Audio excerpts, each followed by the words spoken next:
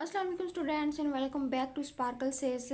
Okay students, आज हम present perfect tense को पढ़ेंगे। इससे पहले present indefinite and present continuous tense की वीडियो है जो वो ऑलरेडी चैनल पे अपलोड हो चुकी है। आप उसको जाकर लाजमी देखिएगा, देन आपको जो है वो प्रेजेंट परफेक्ट टेंस की समझ आएगी। तो चलते हैं अपने आज के लेक्चर की तरफ, जो कि है हमारा प्रेजेंट परफेक्ट टेंस। ठीक है, तो बच्चों सबसे पहले हम देखेंगे कि इसकी पहचान क्या है। तो प्रेजेंट का मतलब होता है मौजूदा, और परफेक्ट का मतलब होता है कंप्लीट हो चुका है, मुकम्मल हो चुका है। ठीक है, तो मौजूदा ज़माने में जो काम कंप्लीट हो चुका हो उसको हम प्रेजेंट परफेक्ट टेंस में पढ़ते हैं। क्लियर है? ओके जी, पहचान फिर इसकी क्या होगी?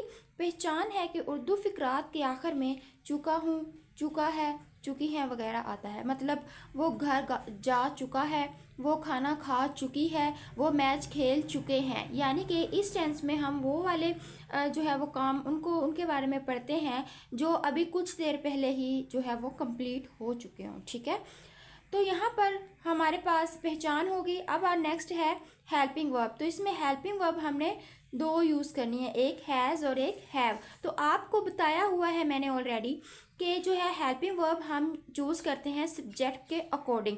अगर हमारा सब्जेक्ट होगा ही, शी, इट या कोई भी सिंगुलर नाउन, तो उसके साथ हेल्पिंग वर्ब हैज़ यूज़ करेंगे। और अगर हमारा सब्जेक्ट आई, वी, यू, दे या कोई भी प्लूरल नाउन होगा तो उसके साथ हम हेल्पिंग वर्ब हैव यूज़ करेंगे। क्लियर है? तो इसके बाद जो है वो सिंपल बनाने का क्या तरीका है जी? तो सिंपल और असर्टिव, यानी कि आपको पता है कि सेंटेंस जो होते हैं वो तीन तरह के होते हैं। ठीक है, एक तो होता है सिंपल, यानी कि उसमें ना ही नहीं आ रहा होता है, मतलब ना ही वो नेगेटिव होता है, ना ही उसमें सवाल पूछा जा रहा होता है। ठीक है, तो एक होता है बिल्कुल सिंपल जिसमें कोई भी स्टेटमेंट कही जा रही होती है, और एक होता है नेगेटिव जिसमें हम नोट का यूज़ करते हैं, और एक होता है इंटरोगेटिव जिसमें हम क्वेश्चंस पूछ रहे होते हैं। ठीक है, तो ये हमारे पास हैं हमारे जो तीन टाइप के सेंटेंसेस होते हैं। तो इससे पहले आपको पता होना चाहिए सब्जेक्ट, वर्ब एंड ऑब्जेक्ट का। मैं आपको हर वीडियो में बताती हूँ कि सब्जेक्ट क्या होता है। जिस पर्सन के बारे में किसी सेंटेंस में बात हो रही होती है ना, वो पर्सन होता है हमारा सब्जेक्ट। ठीक है, या कोई जो पर्सन फिक्रे में काम कर रहा होता है ना, वो हमारा सब्जेक्ट होता है। उसके बाद जो है वो वर्ब, काम को कहते हैं, जो काम हो रहा है ना उसको वर्ब कहेंगे, और ऑब्जेक्ट ऐसी चीज़ को कहेंगे जिस चीज़ पर काम हो रहा है। ठीक है, तो सब्जेक्ट, वर्ब और ऑब्जेक्ट आपको क्लियर है? तो अगर आपको ये तीनों चीज़ें क्लियर हैं तभी आपको सेंटेंस की जो स्ट्रक्चर है वो समझ आएगी जी। तो चलते हैं अपने सिंपल्स की तरफ। वो बाहर जा चुका है, वो बाहर जा चुका है मतलब किसी लड़के की बात हो रही है कि वो बाहर जा चुका है। चुका है आपको पता चल गया ना कि ये एक प्रेजेंट परफेक्ट टेंस है। मैंने आपको पहचान में क्या बताया कि फिक्रात के आखिर में जो है ना चुका है, चुकी है, चुके हैं वगैरह। तो ये वो बाहर जा चुका है मतलब मौजूदा ज़माने में ना कोई काम ऐसा है कि जो अभी अभी कंप्लीट हो चुका है, तो इसलिए हम इसको प्रेजेंट परफेक्ट में डालेंगे। अच्छा जी, तो सिंपल कैसे बनाएंगे प्रेजेंट परफेक्ट का? सबसे पहले हम सब्जेक्ट लिखेंगे प्लस हैज़ हैव, यानी कि हेल्पिंग वर्ब। ये हैज़ हैव हमारी हेल्पिंग वर्ब है, हमने ऊपर पढ़ा है। ठीक है, तो सबसे पहले हम सब्जेक्ट लिखेंगे, उसके बाद हमने हैज़ या हैव यानी कि हेल्पिंग वर्ब लगानी है। और प्रेजेंट परफेक्ट टेंस में क्योंकि इसमें काम कंप्लीट हो चुका होता है, तो इसलिए इसमें वर्ब की थर्ड फॉर्म यूज़ होगी और प्लस ऑब्जेक्ट। ये सिंपल बनाने का तरीका है हमारा। तो वो बाहर जा चुका है, इसको हम सिंपल में कन्वर्ट करते हैं। अच्छा जी, सबसे पहले सब्जेक्ट हमने लगाना है, सबसे पहले हमने लगाना है सब्जेक्ट। ठीक है, तो जा चुका है मतलब कोई लड़का है। ठीक है, तो इस लड़के के लिए हम सब्जेक्ट क्या चूज करेंगे?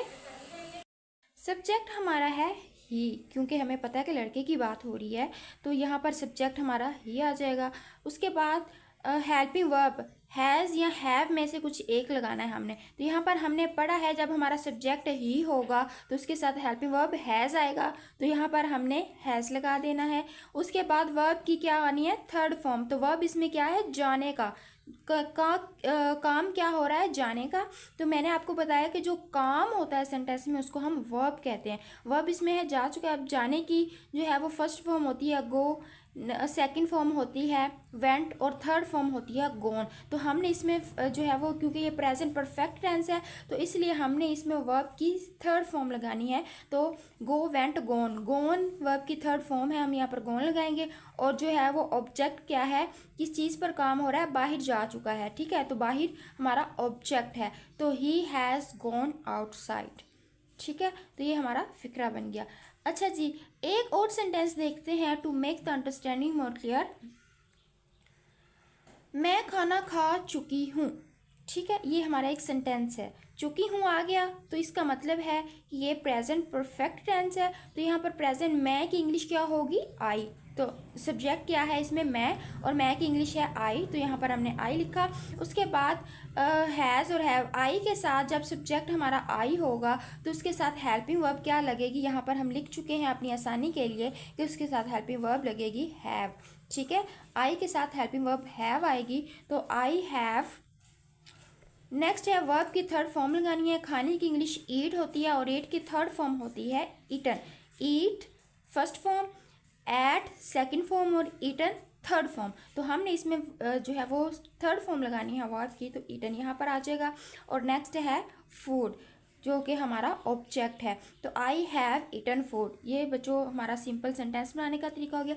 अब नेक्स्ट हम देखते हैं कि सिंपल सेंटेंस को नेगेटिव किस तरह से बनाते हैं, या प्रेजेंट परफेक्ट का नेगेटिव किस तरह से बनाते हैं।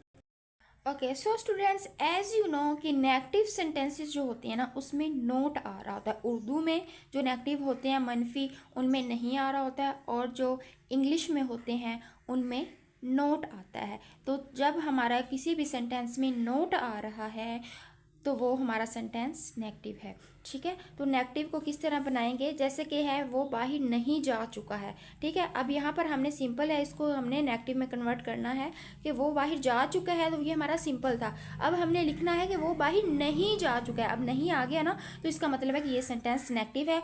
जा चुका है आ गया, तो इसका मतलब है कि ये प्रेजेंट परफेक्ट का टेंस है। तो बच्चों सबसे पहले हमने लगाना है सब्जेक्ट। सब्जेक्ट के बाद as it is helping verb लगाएंगे। इसमें जैसे ये सारा सिंपल की तरह ही होता है, बस हमने इसमें क्या करना होता है कि नेगेटिव बनाते वक्त हमने हेल्पिंग वर्ब के बाद नोट लगाना है, क्योंकि हमने इसमें नहीं लिखा, तो यहाँ पर हेल्पिंग वर्ब के बाद हमने नोट लगाना है। उसके बाद वर्ब की थर्ड फॉर्म लगानी है और plus object. Subject has have यानी कि helping verb plus note plus verb की थर्ड फॉर्म प्लस ऑब्जेक्ट, तो ये हमारा नेगेटिव सेंटेंस बन गया। अच्छा जी, चलते हैं इसकी एग्जांपल की तरफ to make the understanding more clear.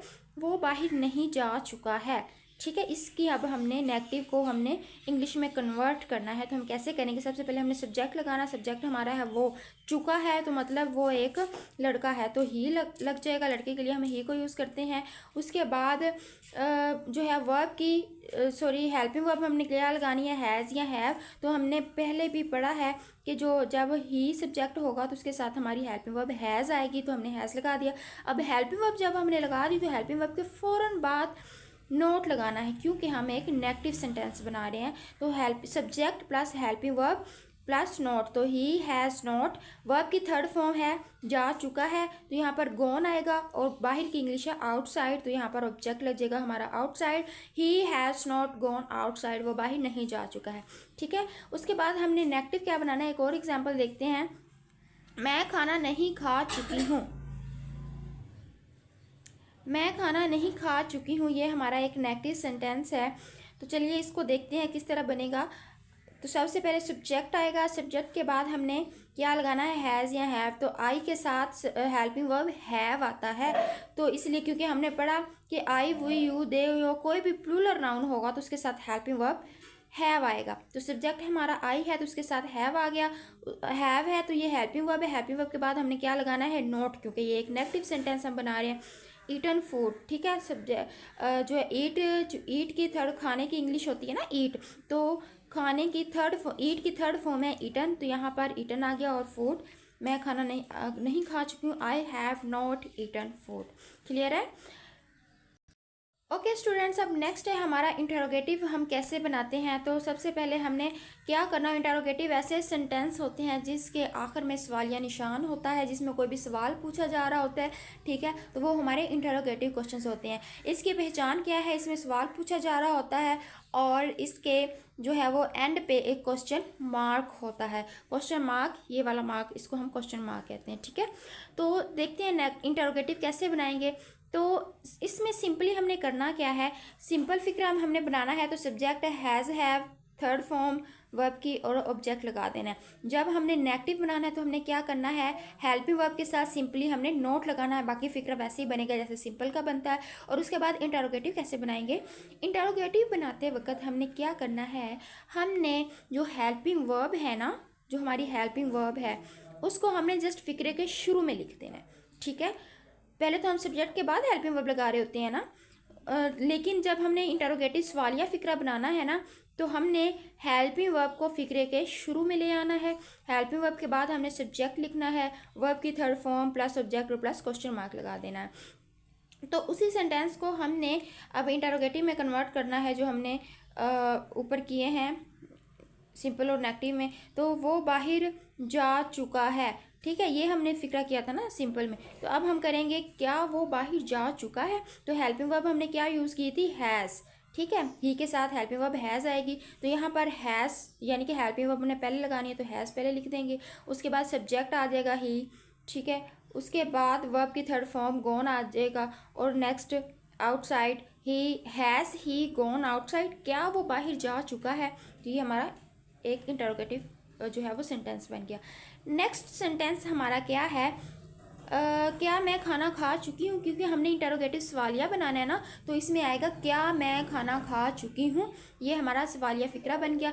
अब हम इसकी इंग्लिश में ट्रांसलेशन करते हैं कि ये कैसे बनेगी। तो एज यू नो स्टूडेंट्स कि जब हम इंटरोगेटिव क्वेश्चन फिक्रा बना रहे होते हैं तो हम क्या करते हैं, जो हमारी हेल्पिंग वर्ब है उसको हम फिक्रे के शुरू में ले आते हैं। तो यहाँ पर हैज़, हैव हमारी हेल्पिंग वर्ब है, तो यहाँ पर आई जब हमारा सब्जेक्ट होगा, मैं खाना क्या मैं खाना खा चुकी हूँ, तो जहाँ पर मैं, आई यानी कि मैं की इंग्लिश आई होती है, तो यहाँ पर आई हमारा होगा सब्जेक्ट। जब आई सब्जेक्ट होगा तो उसके साथ हेल्पिंग वर्ब हैव आएगी। हमने ऊपर इसको अच्छी तरह से देखा कि कौन से सब्जेक्ट के साथ कौन सी हेल्पिंग वर्ब आएगी। तो आई होप कि आपको ये चीज़ क्लियर हो गई होगी।